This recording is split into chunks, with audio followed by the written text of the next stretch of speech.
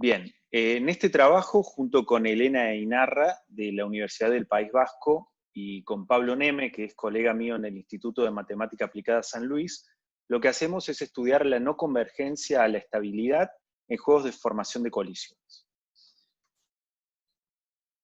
Lo que queremos hacer es dar una condición necesaria y suficiente para que un juego de formación de colisiones no tenga convergencia hacia una partición estable. Estos juegos son juegos muy importantes en teoría económica y abarcan un montón de modelos particulares muy bien estudiados, como por ejemplo los modelos de asignación bilateral, tanto uno a uno como muchos a uno, con complementariedades o efectos de pares, también los roommate problems, y son también muy estudiados porque algunas reglas de reparto inducen juegos de este tipo, ¿sí?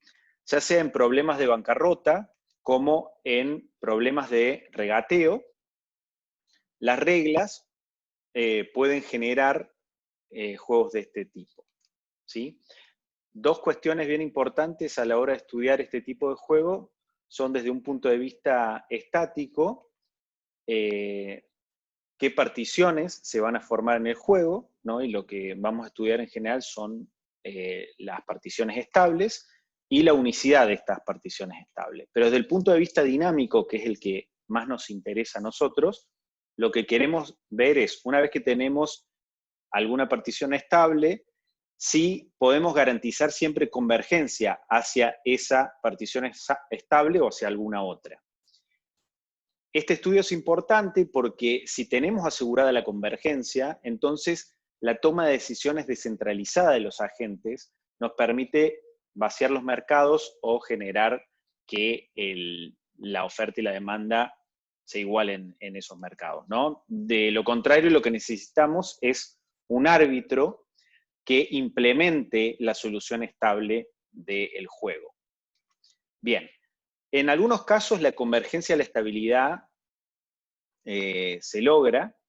Estos casos especiales son, por ejemplo, en particular en el modelo del matrimonio, el resultado que tienen Roddy y Van den Beit, y después tenemos varios otros resultados en otros problemas, ¿no? En el roommate problem, o cuando agregamos información incompleta o alguna restricción en preferencias, etcétera, etcétera. Hay muchos resultados, pero siempre para casos particulares. En general, la convergencia no está garantizada en cualquier juego de formación de colisiones. Lo que nosotros queremos ver es por qué y encontrar condiciones necesarias y suficientes para que no tengamos una tal convergencia, ¿sí? ¿Qué es un juego de formación de colisiones? Bueno, es un conjunto de agentes y un conjunto de coaliciones permisibles. Las colisiones son subconjuntos de agentes, ¿sí? Y lo que vamos a tener es que cada agente va a rankear a través de un orden estricto las colisiones a las cuales él pertenece, ¿sí? Bueno, un resultado de este tipo de juego es una partición del conjunto de agentes en colisiones disjuntas. Algo de notación, si tenemos la colisión formada por los agentes 1, 2 y 3, la vamos a denotar simplemente como 1, 2, 3. No vamos a poner llaves. Eso nos va a permitir que la notación para las particiones sea mucho más sencilla. ¿Ok? Bien. Lo que vamos a hacer ahora es definir una relación de dominación entre coaliciones. Fíjense, aquí en la tabla de la derecha lo que tenemos es un juego de formación de colisiones, tiene 3 agentes y cada uno de ellos rankea las colisiones en las cuales se encuentra. Vamos a decir entonces que una colisión C va a dominar a una colisión C', siempre y cuando todos los agentes que estén en la intersección prefieran C a C', ¿sí? Para el ejemplo que tenemos aquí, la colisión 1, 2, 3 domina a la 1, 2, o sea que tanto el agente 1 como el agente 2 prefieren 1, 2, 3 a la 1, 2. Sin embargo, la 1, 3 no domina a la 1, 2, 3 porque el agente 1, por ejemplo, prefiere 1, 2, 3 a la 1, 3. Bien, una vez que tenemos definida esta relación de dominación entre colisiones, podemos definir una relación de bloqueo entre particiones, ¿sí? Por ejemplo, tenemos que la partición en la cual los 3 están juntos bloquea a la partición en la que están 1 y 2 juntos y el 3 solo. ¿Por qué? Bueno, por lo que dijimos arriba, la coalición 1, 2, 3 domina la 1, 2, o sea que tanto 1 como 2 prefieren estar en la 1, 2, 3 antes que en la 1, 2, y fíjense que además el agente 3 prefiere estar en la 1, 2, 3 antes que estar solo, ¿sí? Por lo tanto, la partición que genera la coalición 1, 2, 3 bloquea a la partición en la cual el 1 y el 2 están juntos y el 3 solo. Bueno, de manera análoga se definen el resto de los bloqueos entre particiones. Lo único que hay que tener en cuenta es que cuando se forma una nueva coalición, aquellos agentes que son dejados de lado quedan singles en la partición nueva. ¿Sí? Bien. Una partición estable es una partición que no se puede bloquear. Estuvimos primero este ejemplo. Fíjense, en este ejemplo hay convergencia, tenemos ese juego de 3 agentes, y aquí abajo lo que tenemos dibujado es el digrafo asociado a las particiones que se pueden formar y la relación de bloqueo entre particiones que acabamos de definir. ¿Sí? Fíjense que desde aquí hay, en este juego hay una única partición estable en la cual los 3 agentes están juntos, ¿sí? La partición P sub n, y si se fijan, desde cualquier otra partición nosotros podemos generar un camino que nos lleva hacia P sub n. Por lo tanto, en este juego hay convergencia, ¿sí? En este otro juego, fíjense que es muy similar, pero sin embargo está faltando la flecha roja que está en el juego anterior, y por lo tanto se puede generar un ciclo de particiones, que es el que tenemos ahí marcado con las flechas azules, y en ese ciclo lo que ocurre es que, si bien nos podemos ir moviendo entre esas particiones, nunca vamos a llegar a la partición estable, que para este juego sigue siendo la partición en la cual los 3 agentes están juntos. Por lo tanto, aquí no hay convergencia. Ahora les voy a presentar un nuevo juego que tiene 5 agentes y que vamos a ir usando a lo largo de la presentación. Para este juego, la partición estable tiene al 1, al 2 y al 3 juntos, y al 4 y 5 juntos, ¿sí? Si hacemos el digrafo asociado a la relación de bloqueo de particiones, lo que obtenemos es este dibujo, y las particiones posibles para este juego son las 12 particiones que están listadas aquí, ¿sí? Bien. Ahora lo que voy a presentar son las definiciones de lo que es un anillo en preferencias y de lo que es un ciclo de particiones. ¿Qué es un anillo de preferencias en un juego? Bueno, un anillo de preferencias es un conjunto ordenado de coaliciones, las cuales se van dominando entre sí, ¿sí? Por ejemplo, acá, fíjense que tenemos un anillo en preferencias, un ring en preferencias, formado por las coaliciones 1, 5, 1, 2, 2, 3, 3, 4 y 4, 5. Y podemos ir viendo cómo se van dominando entre sí, ¿no? La 1, 5 queda dominada por la 1, 2, la 1, 2 por la 2, 3, la 2, 3 por la 3, 4, la 3, 4 por la 4, 5, y la 4, 5 queda dominada por la 1, 5, y se cierra el anillo. Bien, esta tabla es la del juego anterior. Acá vemos que tiene un anillo, y de hecho tiene 2 anillos. Este que está aquí en azul es otro anillo para ese mismo juego, ¿sí? Ahora vamos a dar la definición de ciclo en particiones, ¿sí? Es más o menos la misma idea, es un conjunto ordenado de particiones que se van bloqueando entre sí. Para el juego que teníamos antes, si recuerdan, este es el digrafo de particiones del juego, y acá tenemos marcado un ciclo de particiones, ¿sí? Hay más, acá tenemos otro ciclo para ese mismo juego, son otras particiones también, ¿sí? Bien, entonces ahora lo que les quiero mostrar es que hay una relación entre anillos en preferencias y ciclos en particiones, ¿sí? Siempre que tengamos un ring en preferencias vamos a tener un ciclo en particiones y viceversa. Para ver que un ring me genera un ciclo, eso es bastante simple. Tomamos un ring y lo que hacemos es comenzar con cualquiera de de las coaliciones que están en el ring, y lo que hacemos es generar una partición de la siguiente forma. Ponemos esa coalición y al resto de los agentes los dejamos singles, como por ejemplo en Pi1, ¿no? Y luego lo que hacemos es, nosotros sabemos que como está en un anillo esa coalición, hay una coalición que la va a dominar, entonces formamos una nueva partición en la cual se encuentra esa coalición que la domina y el resto de los agentes están singles, y así continuamos, y lo que hacemos es, con los elementos del anillo, generar particiones que nos dan justamente un ciclo, ¿sí? Y ahora, para ir en la dirección contraria, si tenemos un ciclo, debemos ser capaces de generar un anillo, y esto es más o menos igual de simple, tiene una pequeña complicación, pero fíjense, acá lo que nosotros tenemos es un ciclo de particiones. Lo que hacemos en cada flecha es poner cuál es la coalición que se forma cuando se realiza el bloqueo, ¿sí? Y ahora simplemente lo que tenemos que hacer es ordenar esas coaliciones que son las que van generando los diferentes bloqueos. ¿Y cómo las vamos a ordenar? Bueno, empezamos por una cualquiera de ellas, por ejemplo la 3-4, y lo que hacemos es, siguiendo el orden del ciclo, movernos hacia la siguiente coalición, hacia la primera coalición que tiene intersección no vacía con ella, en este caso la 4-5. Después nos movemos a la que sigue, que es la 1-5, después a la 1-2, después a la 2-3, y si nos fijamos, ahora la 2-3 tiene intersección no vacía con la 3-4 y se cierra el anillo, ¿sí? O sea que todo anillo en preferencias nos genera un ciclo en particiones, y todo ciclo en particiones nos genera un ring en preferencias, ¿sí?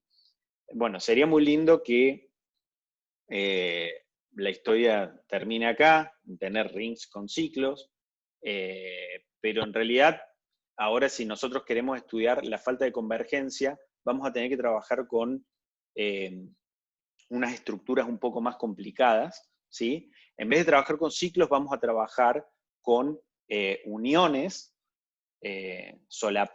uniones de ciclos que están solapados, que tienen intersecciones no vacías, a los que le vamos a llamar absorbing sets no triviales, ¿sí?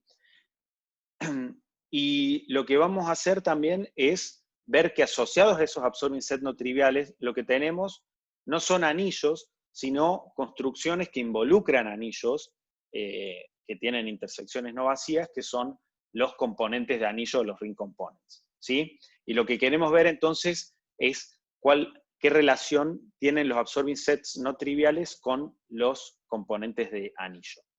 Querríamos caracterizar los absorbing sets no triviales en términos de algunos de los ring components que están asociados a esos absorbing sets. Bien, entonces aquí tenemos la definición más formal de absorbing set, no me quiero detener en ello porque hay poco tiempo, pero algo que quiero notar es que queremos trabajar con absorbing sets no triviales. ¿Qué es un absorbing set no trivial? Es uno que tiene cardinalidad mayor que uno, tiene más de una partición dentro. ¿Por qué? Porque los absorbing sets triviales son justamente los que están formados por particiones estables.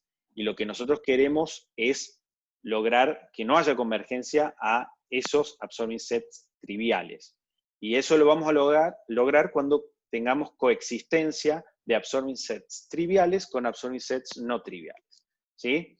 En el ejemplo que veníamos viendo, tenemos un ciclo de particiones. Ese ciclo de particiones es de hecho un absorbing set, y por supuesto como tiene más de una partición es no trivial, ¿sí?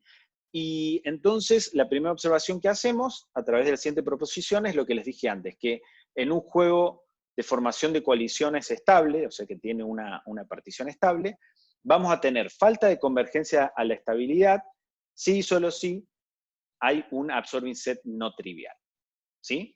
Bien, entonces, una vez que tenemos esta idea de absorbing set no trivial, yo les dije que llevaba asociado no un anillo, sino uno o varios componentes de anillo. Entonces, lo que nos gustaría ahora es tratar de caracterizar un absorbing set no trivial con alguno de los componentes de anillo que están asociados a él, ¿sí? Bueno, entonces para hacer esto, lo que vamos a hacer es, dado un absorbing set no trivial, clasificar a todos los componentes de anillo que están asociados a él, y tratar de ver cuál de ellos es el más importante, digamos, o el que caracteriza esta existencia de absorbing set no trivial. Bueno, entonces, para ello, primero tenemos que dar la definición de salida de un componente de anillo. ¿Y qué es una salida de un componente de anillo? Es una coalición que no pertenece al componente de anillo, pero que bloquea una partición que involucra a coaliciones del componente de anillo. ¿Sí? Por ejemplo, acá, si ven en la tabla, en azul están marcadas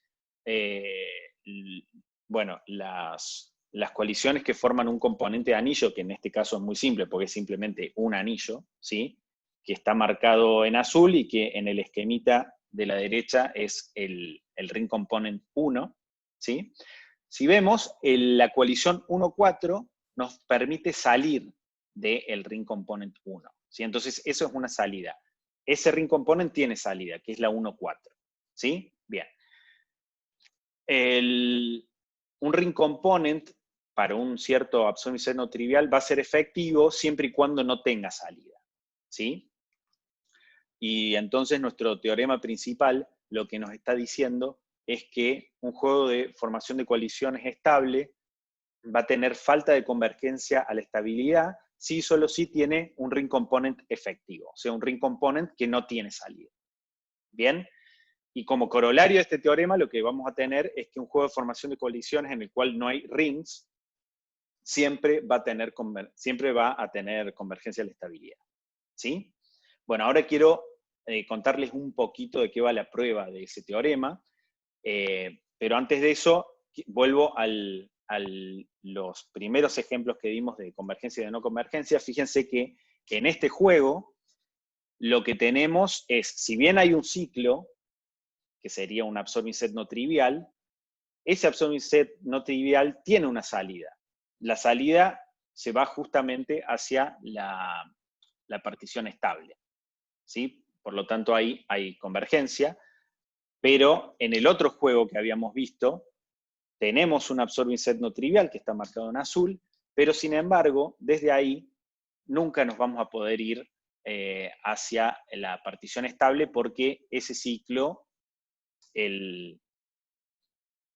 la componente de anillo asociada con ese ciclo, que es simplemente el anillo que está marcado en azul arriba, ¿no? Que tiene a 1,3, a 1,2 y a 2,3, ese anillo no tiene salida.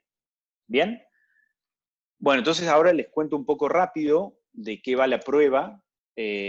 Para hacer la prueba lo que hacemos es simplemente tomar un absorbing set no trivial, estudiar todos los ring components que están asociados con él, puede haber muchos, y lo que hacemos es clasificar esos ring components, esas componentes de anillo, a través de una cierta jerarquía que logramos siempre y cuando podamos hacer un camino de coaliciones entre ellos, ¿sí?